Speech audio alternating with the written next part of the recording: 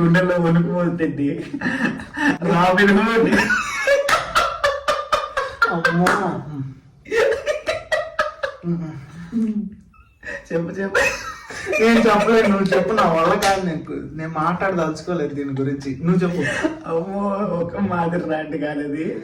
అమ్మో బాబోయ్, అసలు సినిమా ఎటు స్టార్ట్ అయ్యి ఎటు నుంచి ఎటు వెళ్ళిందో కూడా చివరికి అంతా తీసుకెళ్లి ఆ పొగాకు తోటలో పెడతారు.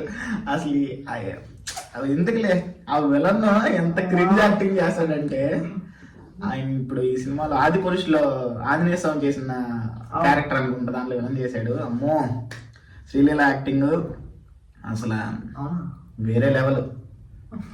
వద్దు, మర్చిపోయి ఉంటావు, గుర్తుపెట్టుకునేంత సినిమా కాదు అది, మర్చిపోయి అంటే ఇప్పుడు కొన్ని సినిమాలు ఇప్పుడు పలానా స్టోరీ ఈ విలన్ అని ఉంటది, జడ్జ్ చేసుకోవడానికి, గుర్తు చేసుకోవడానికి. అసలు ఈ సినిమాలో విలన్ ఎవరు చేశారని బతకొద్దు, మర్చిపోయే సిచ్యువేషన్ తీసుకొచ్చేసింది. అసలు విలన్ ఎవరు చేశారో కూడా గుర్తులేదు నాకు నిజంగా. పాటలు కొన్ని గుర్తున్నాయి ఉన్నారు రాబిన్ లో. పాటలు డేవిడ్ బాయ్ ఒక్కడు గుర్తుండి ఉంటాడు అందరికి. లాస్ట్ లో నాకు ఈ అనవసరంగా చేసాడు అనిపించిందా? నాకు ఈ పాట ఒకటి గుర్తుంది. ఈ పాట అదే సర్లే ఎందుకు